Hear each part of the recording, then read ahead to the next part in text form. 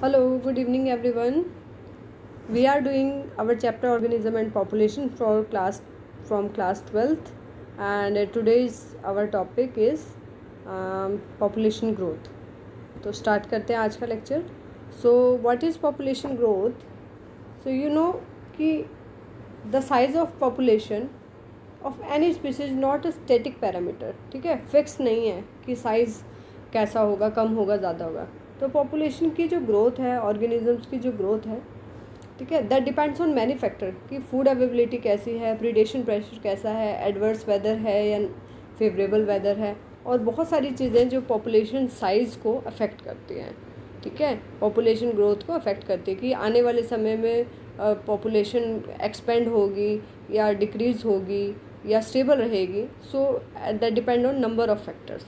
So what are the characters of population that we are going to study. तो सबसे पहले हम बात करेंगे आज पॉपुलेशन साइज़ की, जिसको पॉपुलेशन डेंसिटी भी कहते हैं. ठीक है, population size and population density are same terms. So what is population density? it is a measure as a total number of individual present per unit area. For example, number of person living per square kilometer area. एक kilometre area के अंदर या कितने लोग रहते हैं, तो उस हिसाब से हम वहाँ की पॉपुलेशन साइज़ या पॉपुलेशन डेंसिटी का पता कर सकते हैं. दूसरी बात जो पॉपुलेशन साइज़ को डिफ़ाइन करती है, दैट इज़ बर्थ रेट. ठीक है, कि नए बर्थ कितने हुए. बर्थ रेट को नेटेलिटी भी बोलते हैं एंड इसको बायोटिक पोटेंशियल भी बोलते हैं, क्योंकि reproduction is ability of living organism, तो इसको बायोटिक पोटेंशियल भी बोलते हैं. तो कितने नए बर्थ हुए, it is a number of birth during a given period of population, या कितने समय में कितने बर्थ हुए. जैसे हम एनुअली की बात करें तो पर कैपिटा बर्थ रेट क्या रहेगी, total number of birth upon में इनिशियल पॉपुलेशन. सपोज़ अगर हमें अभी की पॉपुलेशन ग्रोथ देखने, तो अभी पॉपुलेशन का मतलब पहले हमारी अभी की पॉपुलेशन कितनी है और जो नए बर्थ होंगे, देन हम इसी ईयर का पॉपुलेशन या हम कहें बर्थ रेट निकाल सकते हैं. अब रिप्रोडक्टिव फिटनेस बहुत ही इंपॉर्टेंट कॉन्सेप्ट है पॉपुलेशन साइज़ को समझने के लिए. सो व्हाट इज़ दैट? तो लिसन केयरफुली. रिप्रोडक्टिव फिटनेस, बेटा इसको डार्विन फिटनेस भी बोलते हैं, क्योंकि this concept was given by Darwin. तो डार्विन कहते हैं कि कोई भी ऑर्गेनिज्म की पॉपुलेशन या किसी भी स्पेसिफिक तरह के जो ऑर्गेनिज्म हैं, they have different types of strategies to maximise their reproductive fitness. ठीक है, अपने पॉपुलेशन को स्टेबल रखना है, इंक्रीज रखना है, तो कुछ ना कुछ स्ट्रेटजीज उनके पास होती है अपने आप को रिप्रोडक्टिव फिट करने के लिए. ठीक है, अपना पॉपुलेशन को कैसे वो इंक्रीज़ करें. फॉर एग्जांपल डिफरेंट स्ट्रेटजीज़ हैं, एग्जांपल से आपको समझ आएगा. फॉर एग्जांपल जैसे इफ़ वी टॉक अबाउट, कुछ ऑर्गेनिज्म ऐसे होते हैं जो पूरी लाइफ टाइम में एक ही बार जो है ब्रीडिंग करते हैं, जैसे पैसिफिक सैल्मन फिश या bamboo plant. Bamboo plant 50 to 100 years में एक ही बार जो है इसमें फ्लावरिंग होती है. और कुछ ऑर्गेनिज्म की बात करें तो they have many number of organism. ठीक है, इन देयर लाइफ स्पैन, या many number of offspring, they produce large number of offspring. ठीक है, तो कि अगर उनमें से कुछ मर भी गए या उसमें से कुछ सर्वाइव नहीं भी कर पाए, तब भी उनका पॉपुलेशन का जो एक साइज़ है, एक नंबर है, वो ओके रहेगा. ऐसा नहीं है कि वो वहाँ से एलिमिनेट हो जाएंगे अपने हैबिटेट से. तो ऑयस्टर या पेलाजिक फिशेस की अगर बात करें तो उनका नंबर इतना ज़्यादा है कि कुछ अगर उनको लॉस भी होता है नंबर में, तब भी उनका पॉपुलेशन रेट चलता रहेगा. नाउ अगर हम ह्यूमन बींग्स की बात करें या बाकी मैमल्स की बात करें, बर्ड्स की या मैमल्स की बात करें, some organism breed many times in their lifetime. Humans या अदर मैमल्स या birds can breed many time, but they produce a small number of large size offspring. ठीक है, कम होंगे ऑफस्प्रिंग, लेकिन साइज़ उनका एज़ कम्पेरेटिवली बड़ा होगा. ऐसा नहीं कि बहुत सारे हैं, तो ये सब नहीं होगा. तो डिफरेंट ऑर्गेनिज्म की डिफरेंट स्ट्रेटजीज़ हैं. Next important concept to understand the concept of population size is death rate. Death rate को मोर्टेलिटी भी बोलते हैं, जिसको डी से डिनोमिनेट करते हैं हम लोग. ठीक है, डिनोट करते हैं. It is the number of death in a population during a given period. कितनी डेथ हुई, पहले पॉपुलेशन कितनी थी, डेथ के बाद पॉपुलेशन कितनी है, तो इस तरीके से हम डेथ रेट कैलकुलेट कर सकते हैं. बर्थ रेट पे ऊपर हम टोटल नंबर ऑफ बर्थ लेंगे, नीचे इनिशियल पॉपुलेशन. डेथ रेट में हम नीचे इनिशियल पॉपुलेशन और ऊपर नंबर ऑफ डेथ लेंगे. ठीक है। ग्रोथ रेट को कैसे निकाल सकते हैं? अब देखिए, इंट्रिंसिक ग्रोथ रेट, इंट्रिंसिक होती है जो खुद से ऑर्गेनिज्म की एबिलिटी है ग्रो करने की, ठीक है। और इसके साथ साथ बर्थ रेट या उसका डेथ रेट, मोर्टेलिटी या हम कहें नेटेलिटी भी उसको कहीं ना कहीं इफेक्ट करती है। तो पॉपुलेशन के अंदर कितना चेंज आया, ये डेल्टा यहाँ पे चेंज को शो कर रहा है कि किसी भी पॉपुलेशन में कितना चेंज आया कितने समय में, दैट इज़ ग्रोथ रेट। अब वो ग्रोथ रेट इंक्रीज भी हो सकती है और डिक्रीज भी हो सकती है। So most important factors to define the growth rate are natality and mortality, मतलब कितने नए बर्थ हुए, कितने नए जन्म हुए और कितना मृत्यु दर कितना है, डेथ रेट कितना है, that will define the most important influencing factor of the population size. लेकिन बर्थ और डेथ रेट के अलावा दो इम्पॉर्टेंट फैक्टर्स हैं, एमिग्रेशन और इमिग्रेशन, मतलब कितने नए ऑर्गेनिज्म, मतलब उसी स्पीशीज़ के कितने नए इंडिविजुअल्स उस जगह में एंटर किए। सो एमिग्रेशन, अगर नए ऑर्गेनिज्म आए हैं तो उसको एमिग्रेशन कहेंगे, वहाँ से चले गए हैं तो उसको एमिग्रेशन कहेंगे, ठीक है। चलिए, तो एमिग्रेशन को आई से डिनोट करेंगे and it is the number of individuals, yes, it is the number of individuals of same species that have come to the habitat from elsewhere during the period of consideration। मतलब जिस भी समय में हम वो study कर रहे हैं पॉपुलेशन साइज़ की, पॉपुलेशन ग्रोथ रेट की, तो उस समय में कितने नए इंडिविजुअल बाहर से उस हैबिटेट में आए, दैट इज़ इमिग्रेशन। और कितने वहाँ से गए, दैट इज़ एमिग्रेशन। एमिग्रेशन क्या हो गया?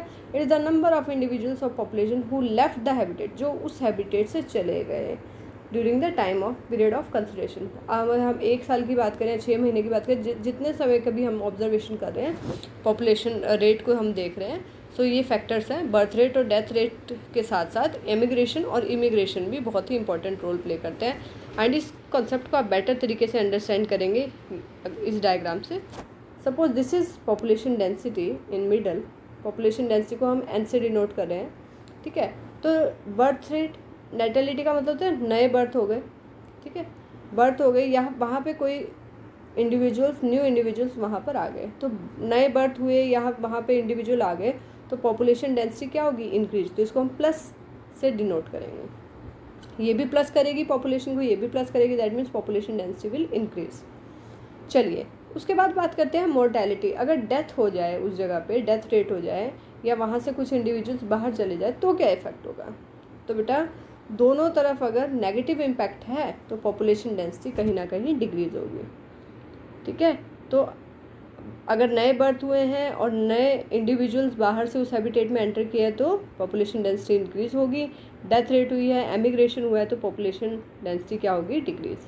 And we can also understand this with the help of this equation also. तो यहाँ पर पॉपुलेशन डेंसिटी की एक आपके पास विद रिस्पेक्ट टू टाइम यहाँ पे एक इक्वेशन भी गिवन है। If n is the population at time t, तो उसकी डेंसिटी आफ्टर टाइम t क्या होगी? t+1।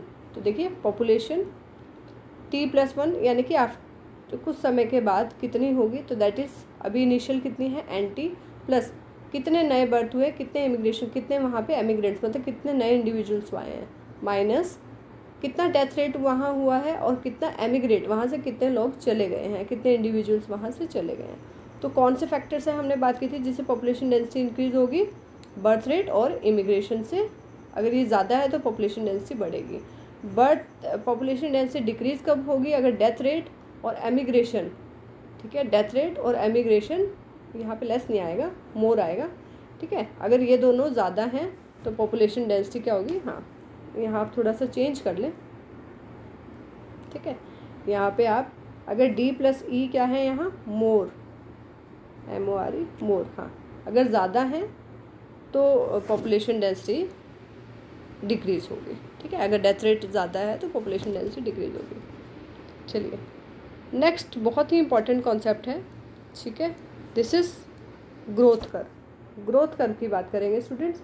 तो दो तरह के ग्रोथ कर्व, अगर ऑर्गेनिज्म की ग्रोथ को अगर हम अगर ग्राफिकली रिप्रेजेंट करें तो उसको ग्रोथ कर्व कहते हैं। और इसको दो तरह के ग्रोथ कर्व की हम आज बात करेंगे। सबसे पहले हम बात करें एक्सपोनेंशियल। एक्सपोनेंशियल का मतलब होता है जिसमें ग्रोथ होती रहती है, ठीक है। इसको जे शेप ग्रोथ कर्व भी बोलते हैं, कुछ इस तरह का शेप देखने को मिलेगा, तो इसको जे शेप ग्रोथ कर्व भी बोलते हैं, ठीक है। अभी आगे देखिए, ये ऐसा कब होगा? जब अनलिमिटेड रिसोर्सेज होंगे, जब ऑर्गेनिज्म को ग्रोथ के लिए सभी फेवरेबल कंडीशन वहाँ पे मिली हैं, फूड है, शेल्टर है, everything is you can say available in unlimited amount, तो उसमें क्या होगा, ग्रोथ रेट तो बढ़ती रहेगी, बर्थ रेट भी बढ़ता रहेगा, डेथ रेट कम होगा, ठीक है। तो उस केस में आप कैसे पॉपुलेशन साइज को कैसे जो है डिटरमाइन करेंगे ग्रोथ रेट को, तो that is dn/dt equals to b - d into N, कि कितने समय में पॉपुलेशन में चेंज हुआ, that depend on the birth rate and the death rate into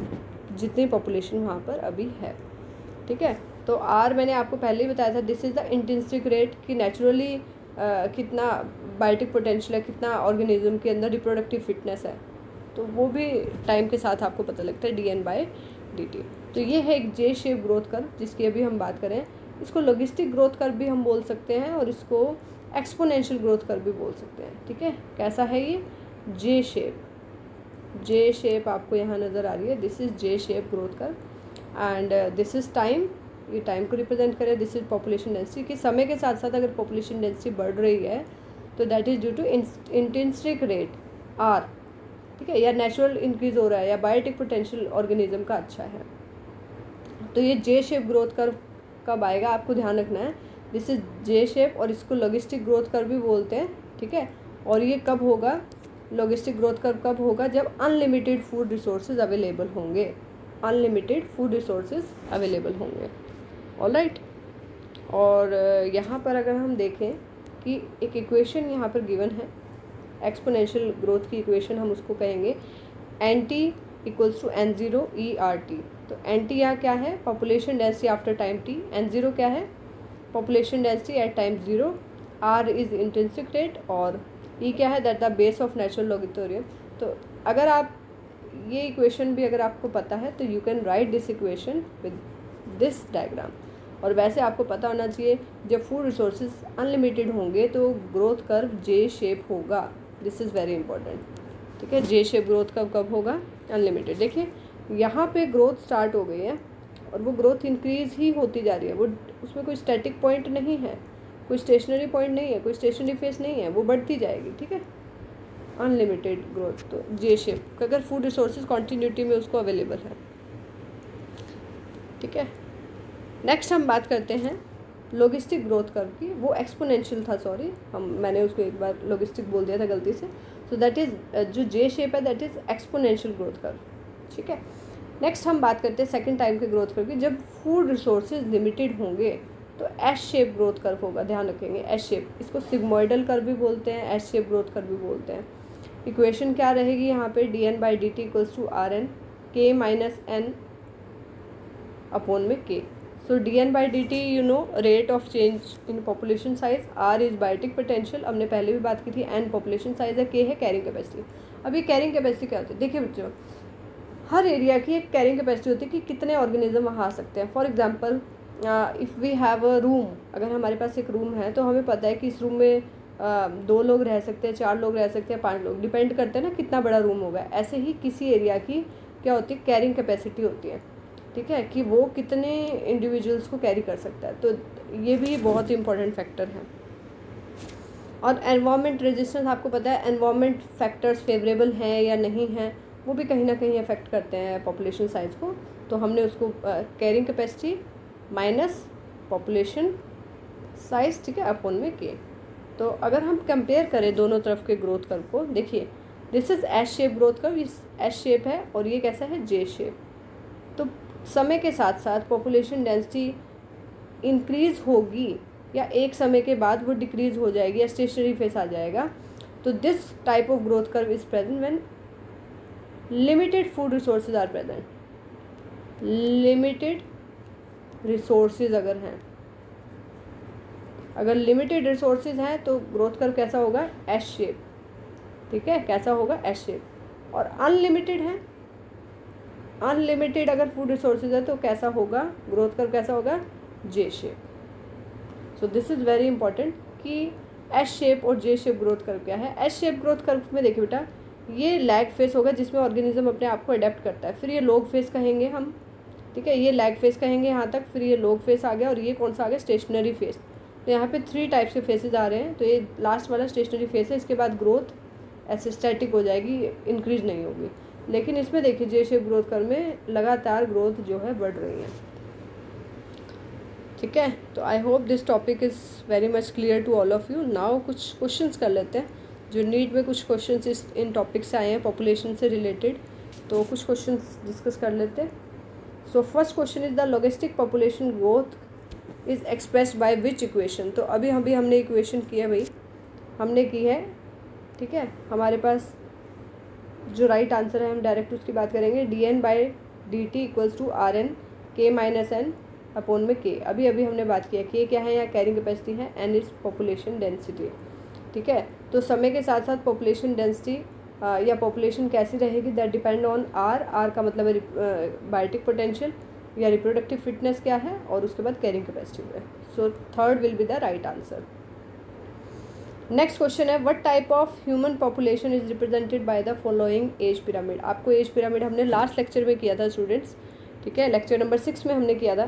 तो ये प्री रिप्रोडक्टिव दिखा रखा है यहाँ पे, ये रिप्रोडक्टिव है और पोस्ट रिप्रोडक्टिव, ठीक है। तो अगर इस तरह का एज पिरामिड अगर आपको नज़र आ रहा है तो इससे क्या पता लग रहा है आने वाले समय में पॉपुलेशन कैसी होगी। तो देखिए बच्चों, आने वाले समय में अब देखिए प्री रिप्रोडक्टिव और पोस्ट रिप्रोडक्टिव, प्री रिप्रोडक्टिव है यहाँ पे और ये रिप्रोडक्टिव एज है और ये पोस्ट रिप्रोडक्टिव। तो आने वाले समय में बेटा ये पॉपुलेशन कैसी होगी, डिक्रीज़ होगी, ठीक है। क्या हो रही है, ये प्री वाले कम है और पोस्ट वाले भी कम हैं। तो आने वाले समय में प्री वाले तो कम है, देखो ये पोस्ट रिप्रोडक्शन में आ जाएंगे तो प्री रिप्रोडक्शन वाले आएंगे ना रिप्रोडक्शन। तो आने वाले समय में ये पॉपुलेशन कैसी होगी, डिक्रीज़, ठीक है, declining population. Next question, a country with a high rate of population growth took measure to reduce it. The figure below shown the age sex pyramid of population A and B 20 years apart. Select the correct interpretation. ठीक है, तो भाई यहाँ पे दिखा रखा है, इस साइड मेल्स का इन्होंने डाटा दिखा रखा है, ठीक है, यहाँ पे मेल्स का दिखा रखा है और यहाँ पे क्या दिखा रखा है, फीमेल्स का दिखा रखा है। और ये दिखा रखा है प्री रिप्रोडक्टिव में 0 से 9 की एज है, उसके बाद 10 to 19, ये डिफरेंट एज ग्रुप यहाँ पे दिखा रखे हैं, ठीक है। तो इन्होंने बोला है कि करेक्ट इंटरप्रिटेशन कौन सा है, तो ऑप्शंस देखते हैं। एक और हमारे पास ग्रोथ कर्व यहाँ पे गिवन है, ठीक है, कौन सा ग्रोथ कर्व है देख लेते हैं। यहाँ पे दिखा रखा है कि 0 to 9 एज ग्रुप यहाँ रहेगी, 10 to 19 यहाँ, 20, 29, 30, 39, ठीक है, ऐसे बढ़ती हुई एज में ये चीज़ें दिखा रखी है, ठीक है। तो आप ध्यान से देख लीजिए, this is pyramid A and this is pyramid B, as pyramid दिखा रखे हैं। अब क्वेश्चन क्या इन्होंने पूछा है, A is the earlier pyramid and no change has occurred in the growth rate, कोई चेंज नहीं हुआ है। Next option, A is more recent and show slight reduction in growth rate, B is earlier pyramid and show stabilised growth rate, next B is more recent showing the population. तो देखिए भाई ए और B में से अगर आप compare करें, क्या डिफरेंस आपको नज़र आ रहा है यहाँ पे।